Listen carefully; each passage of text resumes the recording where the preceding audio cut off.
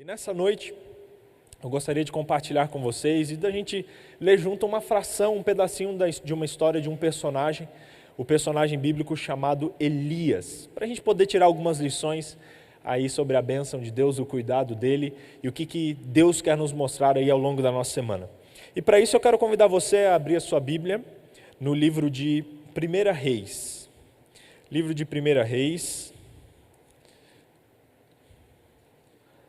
A partir do capítulo 1 Reis, a partir do capítulo 1. Vou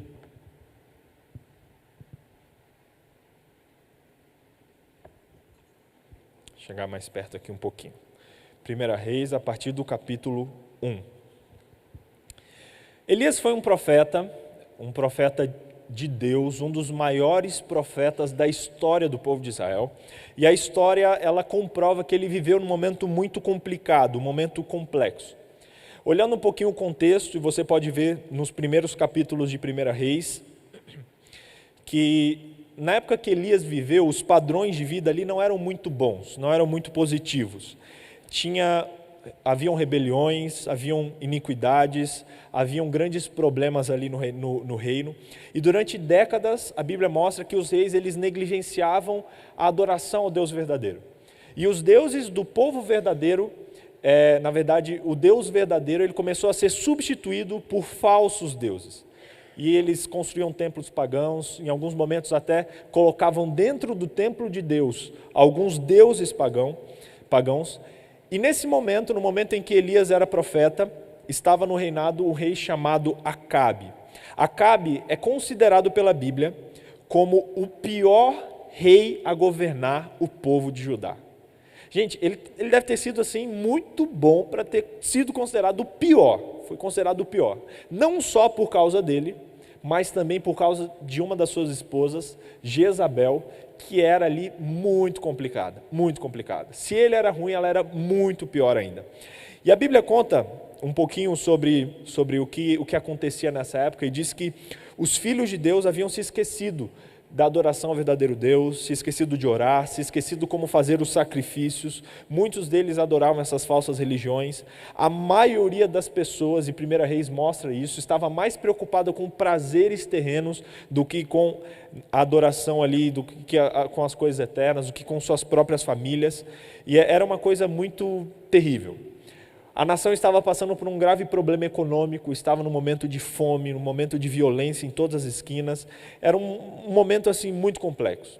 E nesse momento, Deus levantou um homem, um profeta chamado Elias, que tinha a missão de ser um instrumento de Deus para levar o povo de volta para os seus caminhos.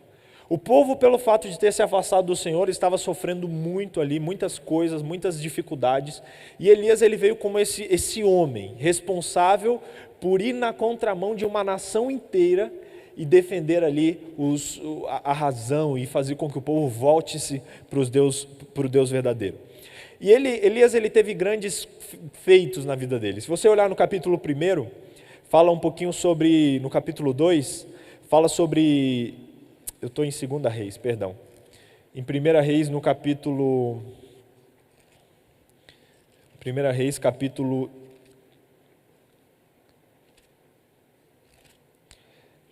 17. 1 Reis, no capítulo 17, conta que Elias ele disse que haveria uma grande seca. Uma grande seca viria sobre o povo de Deus, e ele, avisando aquilo ali, depois disso ele fugiu, e ele sofreu muito por causa disso. A história conta que ele fez algumas coisas, como por exemplo, no momento em que ele estava fugindo ali com fome, ele encontrou uma viúva que Deus usou para abençoá-lo, e essa viúva só tinha um restinho de óleo, de azeite, para fazer um pão para ela comer com o filho dela e depois morrer. Ela falou, é a última coisa que eu tenho. Ele falou, divide comigo que Deus vai abençoar vocês. E Deus, através dele, fez com que o óleo daquela viúva nunca se acabasse.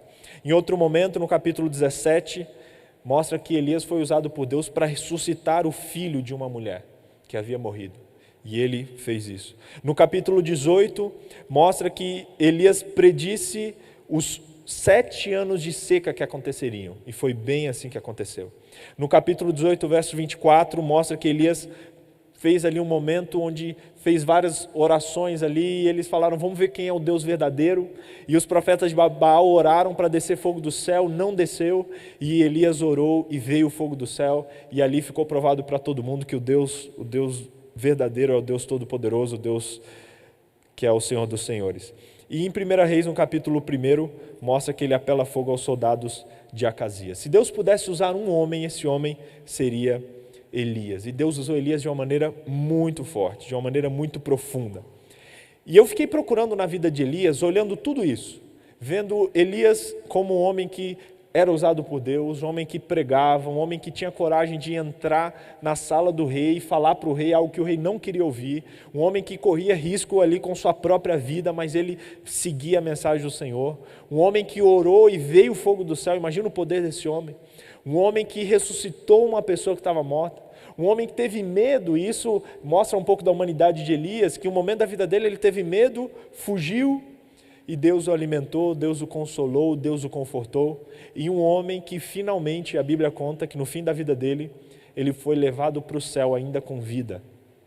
Porque dá a impressão de que Deus não ia aguentar de saudade dele ali. Falou, Elias, vem logo. Um homem que era muito próximo de Deus, um homem que era amigo íntimo de Deus. E eu fiquei olhando todos esses feitos de Elias e pensando, o que será que ele tem de segredo? Qual será que era o segredo de Elias? A gente vive hoje numa nação, num mundo corrompido, num mundo que não é muito diferente do mundo que Elias vivia, um mundo onde a gente vê idolatria das suas diversas formas, um mundo onde a gente vê mentira, um mundo onde a gente vê falsos deuses aí imperando. E eu fico me perguntando, o que eu posso ter na minha vida, assim como Elias, para poder, mesmo nos dias de hoje, permanecer fiel, nos dias de hoje receber o poder de Deus, e nos dias de hoje poder ser um amigo tão próximo de Deus, assim como Elias foi. E estudando a história dele, eu encontrei 3 elementos que eu quero compartilhar com vocês agora nessa noite. O primeiro deles é que Elias era uma pessoa de oração. Elias, ele conversava com Deus, ele era um amigo íntimo de Deus. Para alguém ouvir o que Deus falava, para alguém ter abertura e Deus ter abertura para falar com essa pessoa, é porque essa pessoa tinha contato íntimo com Deus. Às vezes a gente quer ouvir a voz de Deus, mas a gente não quer dedicar tempo para conversar com Ele. A gente fala, Deus não me responde, Deus não fala comigo, mas a gente não separa nem 5 minutos do nosso dia para poder ler a Bíblia, para poder orar, para poder escutar a palavra dele. Elias era alguém que tinha um contato íntimo com Deus, que conversava com Deus. Eu pergunto, será que você conversa com Deus? Será que a oração é presente no seu dia a dia? Será que a oração é presente no meu dia a dia? A gente, e esse assunto de oração ele é bem delicado, porque às vezes eu acho que a gente corre 2 extremos. Um extremo é o extremo que é de colocar a oração em um pedestal tão santo, que é um recurso que eu utilizo só em alguns momentos. Como, por exemplo, não, só posso orar de tal maneira. Eu trabalhei numa igreja, quando era teologando, que havia um rapaz que ele falava que a única maneira certa de se orar era de joelhos. E ele defendia aquilo ali, conversei com ele um dia, ele tinha os seus motivos ali, isso não tem base bíblica, mas ele acreditava piamente nisso. E eu ficava me perguntando, e se em algum momento você precisar de alguma coisa, você precisar conversar com Deus, talvez não tiver como se ajoelhar, estiver num ônibus, estiver em algum lugar, você não vai conversar com Deus porque não pode se ajoelhar? E aí eu percebo que muitas vezes a gente faz isso também, muitas vezes a gente, pelo receio de tirar a oração da sua importância, a gente coloca ela muito longe. E a gente ora às vezes só quando está na igreja, a gente ora às vezes só com uma linguagem rebuscada, ou às vezes em momentos especiais. E a gente tem outro perigo também de fazer da oração algo sem valor, algo que não é qualquer coisa, e a gente precisa sair desses 2 extremos. A oração é algo muito importante. A oração é você conversar com o dono do universo. E a gente não pode fazer isso de qualquer maneira. A gente tem que entender a importância do que está acontecendo. Só que ao mesmo tempo, Deus ele é o dono do universo, é o rei desse universo, mas Ele é o nosso amigo. Ele é o nosso paizinho. E a Bíblia diz que Deus é o nosso paiinho, nosso paizinho. E a gente pode conversar com Ele, abrir o coração para Ele em todos os momentos da vida. E eu quero encorajar você a desenvolver hábitos de oração, a desenvolver, uma vida de conversa com Deus, a acordar, conversar com Deus, a separar momentos do seu dia para se ajoelhar, a talvez usar momentos do seu dia em que você está trabalhando, mas na sua mente conversando com Deus. Eu lembro que quando eu era capelão, eu dava aula de religião para alunos do 5º ano. E um dia eu li aquele verso bíblico que diz que a gente deve orar sem cessar. E eu perguntei para eles, o que vocês acham que é orar sem parar, orar sem cessar? Aí a criança, né, e crianças dão respostas incríveis para a gente. Falaram, pastor, não, orar sem cessar é orar em todos os momentos. Falei, não, legal. E eu, em que momentos você pode orar? Quando eu estiver antes de comer. Eu falei, legal. Quando eu for brincar. Eu falei, opa, interessante. Aí outro falou, eu posso orar quando eu for jogar bola. Aí eu falei, jogar futebol? Como assim? Não, eu posso estar lá jogando futebol e na minha cabeça estar conversando com Deus, fazer um gol e falar, Deus, obrigado, olha o gol que eu fiz e tal. E na hora eu dei uma risada e falei, como assim, né? Só que estava certo. Deus não é o nosso amigo, não é o nosso, sabe, o nosso paizinho, não é aquela pessoa com quem a gente pode abrir o coração. Por que não contar essas coisas para Ele também? Às vezes a gente acha que Deus só espera grandes coisas, grandes feitos, não quero que aconteça grandes coisas para eu falar com Deus. Qualquer bobeirinha, teoricamente dizendo, né? Deus já fica alegre, já fica feliz. Os que são pais, que estão presentes, o filho não precisa chegar para você e contar uma história sobre o descobrimento do Brasil para você. Nossa, que legal, meu filho estava conversando comigo. Não. Filho, o que você comeu hoje? Como é que foi na escola? Eu lembro que era criança, eu ficava contando com meus amigos como a gente fazia gols, e o nosso sonho de fazer gol, meu sonho era fazer um gol dando um martelo rodado de capoeira, e a gente ria e tal. Só que isso fortalecia a nossa amizade, era importante para mim naquele momento. E eu quero encorajar você a desenvolver hábitos de oração, a conversar com Deus, separar momentos no seu dia, orar antes das refeições, não aquela oração automática. A gente ora antes das refeições porque comer é algo que a gente faz todo dia. E aí esse hábito é porque a gente sabe que a gente vai comer todo dia, então não, antes de comer vamos orar, agradecer pela comida e já vamos, teoricamente, ter 3 momentos de oração no dia. Só que o ser humano, a gente, né, coloca em tudo rituais, e às vezes a gente fala sem nem perceber. Não sei se você já se pegou comendo e perguntando, será que eu orei mesmo? Isso é um sinal de que a nossa oração está decorada. E eu quero encorajar você a orar mais. Em Tiago, no capítulo 5, e eu convido você a abrir sua Bíblia lá, deixa marcadinho em 1 Reis, mas lá em Tiago, no finalzinho da Bíblia, capítulo 5, verso 16 ao verso 18, tem um versinho que eu gosto muito, eu tenho tentado entendê-lo um pouco mais profundamente, e ele diz assim, Tiago 5, versículo 18, você que está em casa pode abrir aí também sua Bíblia ou uma aba no seu computador para acompanhar. Tiago 5, verso 18 diz assim, confessai, pois, os vossos pecados uns aos outros, e orai uns pelos outros, para serdes curados. Muito pode, por sua eficiência, a súplica do justo. Elias era um homem semelhante a nós, sujeito aos mesmos sentimentos, e orou com instância para que não chovesse sobre a terra, e por 3 anos e 6 meses não choveu. E orou de novo, e o céu deu chuva, e a terra fez germinar os seus frutos. Olha que legal. Tiago, ele dá o mesmo exemplo de Elias. E eu talvez estava contando aqui as grandes coisas que Elias fez, e você falando, nossa, esse Elias é demais. A gente imagina que esses homens de Deus, talvez eles nasceram com uma auréola, ou com algo diferente da gente. E aqui a gente vê Tiago dizendo, falando, olha, confessem os seus pecados uns aos outros, orem uns pelos outros, para que Deus cure vocês. E ele completa dizendo, olha, muito pode ser feito pela oração de um justo. E aí ele dá um exemplo, ele fala, Elias, olha lá Elias. Elias orou, parou de chover. Elias orou, veio o fogo do céu. Elias orou, veio chuva de novo. E a parte que mais me chama a atenção é no verso 17, quando diz que Elias era um homem semelhante a nós, sujeito aos mesmos sentimentos. Olha só. Às vezes a gente é tentado, né, a pensar, não, mas o pessoal daquela época, o mundo era muito mais fácil. Será?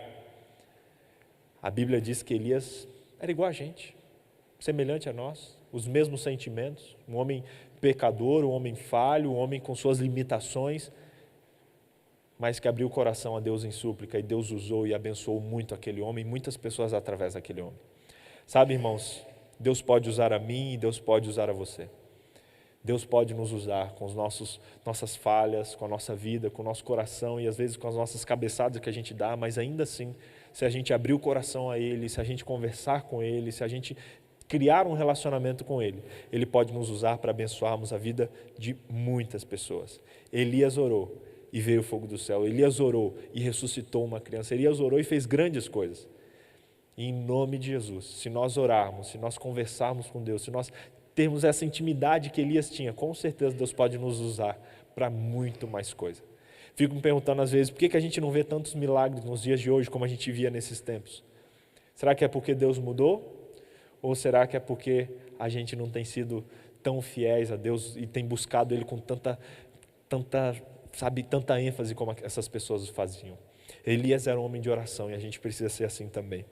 Um segundo detalhe que eu acho que era um dos segredos da vida de Elias, que a gente precisa colocar na nossa vida, é que Elias era um homem de obediência. Elias orava, mas Elias obedecia a Deus. Você vê em vários momentos no capítulo 17 de 1 Reis, no verso 3, capítulo 17 Reis, eu pedi para você deixar marcado aí de 1 Reis, é dito que Deus deu uma ordem para Elias. 1 Reis, capítulo 17, verso 3. E olha a resposta de Elias. Verso 2, veio-lhe a palavra do Senhor dizendo, retira-te daqui, vai para o lado oriental e esconda-te junto da torrente de Querite, fronteira do Jordão. E Deus falando tudo o que ele deveria fazer, e aqui diz que Elias foi. No verso 8 do mesmo capítulo 17, diz que veio a palavra do Senhor dizendo, olha, vai até Sarepta, fica ali, tem uma mulher viúva que quero que você dê comida, e aí diz no verso 10 que Elias levantou e foi.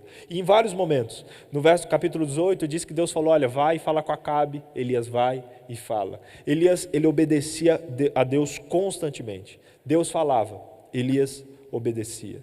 Elias, ele não racionalizava. Ele não ficava pensando, será que faz sentido eu cumprir isso aqui? Será que é isso mesmo que Deus está querendo? Sabe, às vezes eu acho que Deus não fala muito com a gente, porque a gente talvez não responderia da maneira devida. Talvez a gente não desse o retorno que Deus esperava de nós. Como assim? Se você vê, os pedidos que Deus fez para Elias eram praticamente sem sentido. Deus chegar, imagina se Deus falasse para você, olha, vai lá no presidente do Brasil, pede audiência para ele, entra lá e fala, olha, é o seguinte, Deus falou comigo que vai ficar 7 anos sem chover aqui no nosso país. Vai ficar um tempo muito grande sem chover, e é a notícia de Deus. Agora coloque naquele tempo, um governo que matava as pessoas, uma esposa que olhava e mandava matar todo mundo, e ele chegar lá e dar essa notícia. E se por acaso chovesse, como é que ele ia ficar? Será que ele não podia ficar se perguntando, será que foi Deus mesmo que falou? Será que não é coisa da minha cabeça? Deus fala, ó, vai lá, vai para a beira de um rio, que eu vou alimentar você lá. Vai vir corvo do céu e vai te dar comida. Como assim? Deus fala, olha, vai em tal lugar, vai ter uma viúva lá, ela vai estar com óleo acabando, você vai orar e o óleo dela vai se multiplicar. Será que a gente, obedeceria essas ordens de Deus? Elias orava, mas Elias obedecia. Eu não consigo imaginar Elias racionalizando, Elias falando, não, Deus, não, peraí, isso aí não vai dar, não. Não, ir lá para a beira de um rio lá e corvinho vai trazer comida para mim? Não, como assim? Desculpa, Deus, mas eu vou levar um lanchinho aqui, uma segurança. Elias não fez isso. Elias orava e Elias obedecia. Será que você tem obedecido a Deus?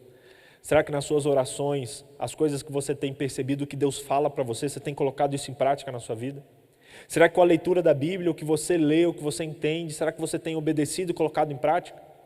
Às vezes a gente é meio danado, e como pastor, às vezes algumas pessoas me procuram com algumas perguntas muito curiosas. Uma vez uma pessoa me procurou e falou, pastor, eu quero saber se eu devo me relacionar com tal menino. E eu falei, tá, mas por que? Você está me perguntando, como é que é? Ele é assim, assim, assim e tal. E eu falei, olha, de acordo com a Bíblia, de acordo com os princípios que a Bíblia dá de uma pessoa com quem você tem que se relacionar e tal, essa pessoa se enquadra ali no que Deus aconselha? Ela, não, pastor, não se enquadra. Eu falei, então você tem sua resposta. Ela, não, pastor, mas veja bem, vamos conversar comigo aqui. Mas, tem isso, isso e isso, tem esse outro lado. Eu falei, não, legal, parabéns, mas você quer saber o que a Bíblia acha? A Bíblia não acha. Não, segundo a Bíblia não é certo, mas, e tentando, e eu falei, não, você não precisa me convencer, você não precisa, não vou mudar de ideia aqui. E eu percebi que, na verdade, ela queria uma opinião minha para talvez fortalecê-la a ir contra o que Deus estava falando. E a gente é assim às vezes também. Deus mostra algo para a gente sabe o certo a fazer, mas a gente fica, será? Não, se bem que é melhor não, ninguém faz e não obedece. E isso limita muito Deus agir através de nós. Nós devemos ser homens e mulheres de obediência, obedecendo a Deus, obedecendo ao que Ele fala. Homens e mulheres de oração, mas homens e mulheres de obediência, de muita obediência. Elias foi um homem de obediência e Deus o abençoou muito e abençoou muitas pessoas através da obediência desse homem. Tem um versinho na Bíblia que eu gosto muito, que fala sobre a história de Elias ainda.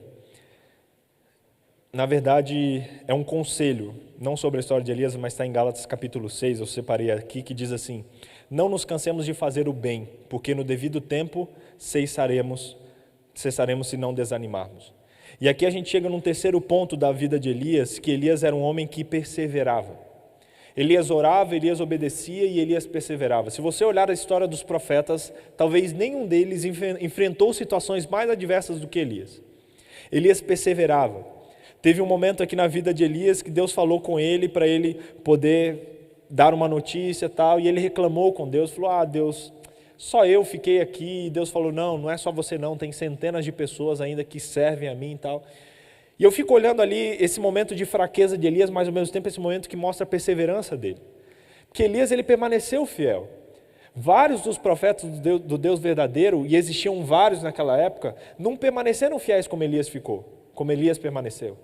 E Elias, ele faz como que um desabafo na Bíblia, dizendo: Deus, só eu fiquei. Imagina a solidão com que Elias não vivia. Elias, talvez os seus familiares não seguiam no que ele seguia, talvez seus amigos não acreditavam no que ele acreditava, e aquele homem preferiu e viveu mesmo em solidão, viveu no meio do mato, mas perseverou, ficou ao lado de Deus e fez o que é certo. Sabe, irmãos, a gente precisa ser perseverantes também. A gente precisa perseverar pela verdade, a gente precisa defender a verdade.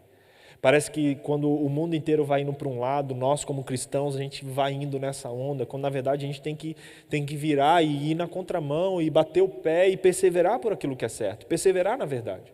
Nos momentos difíceis da vida, a gente não pode ceder, a gente tem que perseverar e permanecer firme, porque é isso que Deus espera de nós.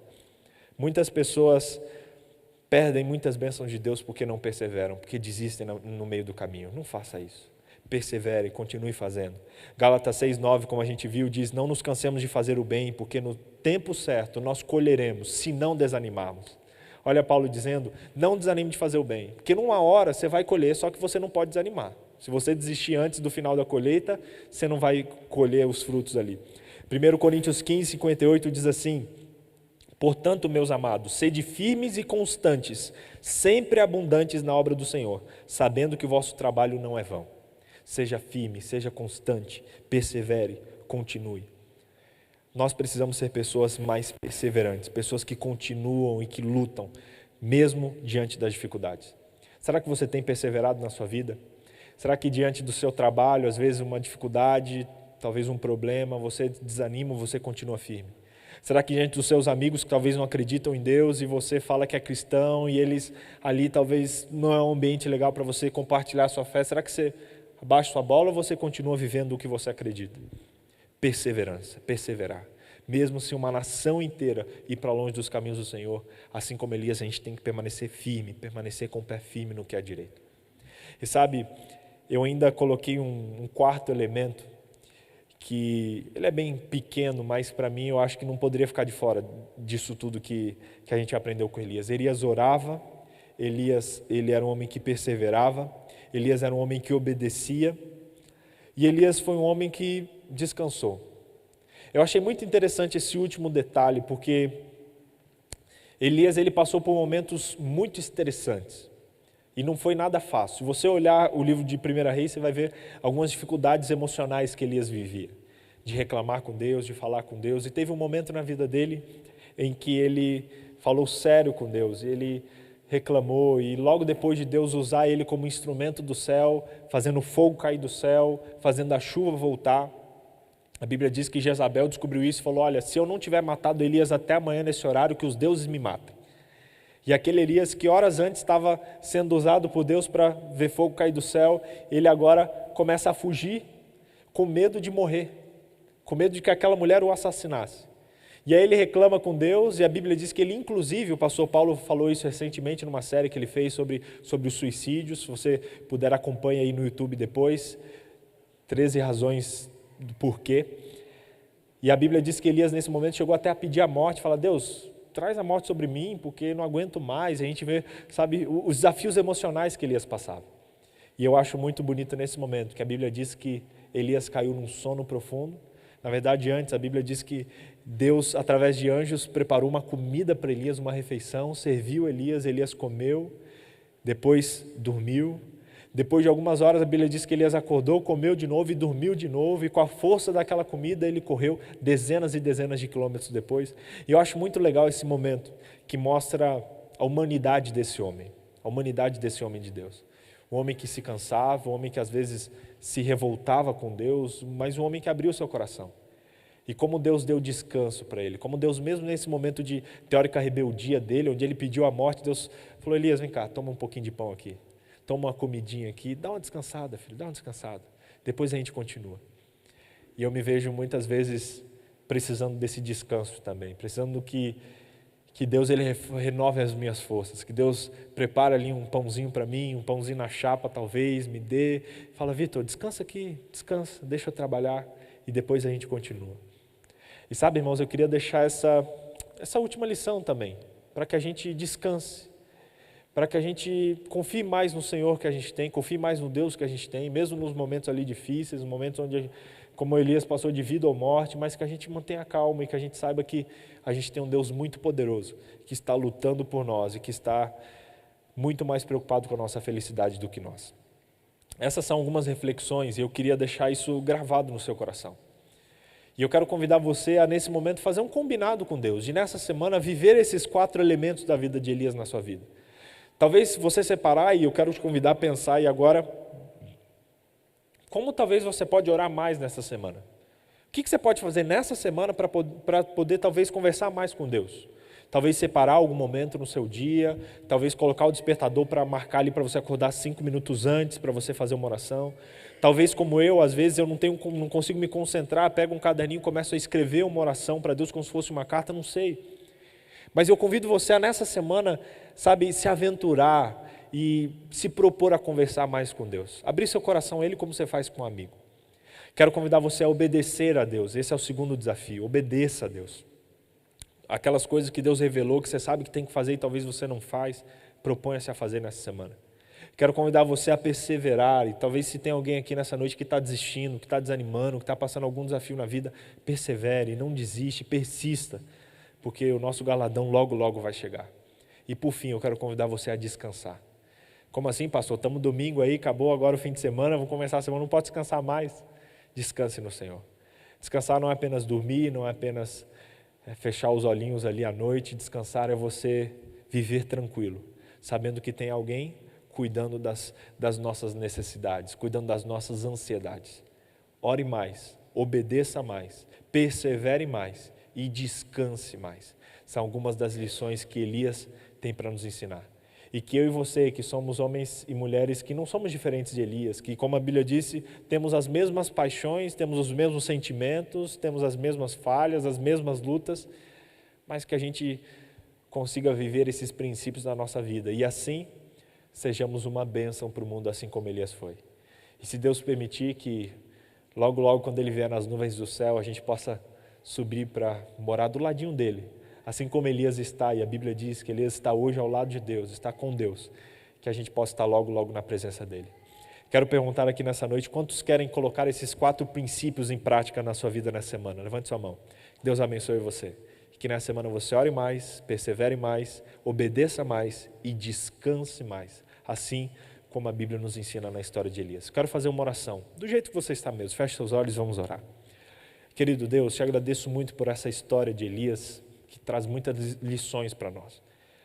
E acima de tudo, a gente, nessa noite, quer te pedir que o Senhor nos faça homens e mulheres como Elias. Queremos orar mais, conversar mais contigo, mesmo nessa nossa rotina agitada. Ajuda-nos a separar tempo, a sermos lembrados a todo instante de abrir o nosso coração para você.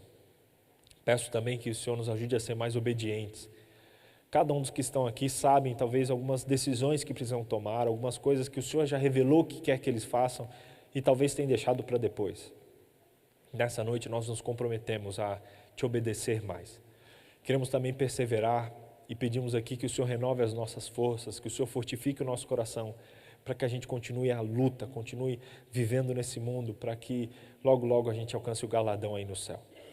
Pedimos também que o Senhor nos ajude a nessa semana descansarmos, fugirmos da ansiedade, fugirmos do estresse, fugirmos das preocupações dessa vida, entendendo e percebendo que temos um Deus que cuida de tudo isso para nós. Por favor, Pai, faça de cada um de nós, homens e mulheres, como Elias. É o nosso pedido e a nossa oração nessa noite. Em nome de Jesus, amém. Amém. Que o Senhor nos abençoe nessa semana. Amém.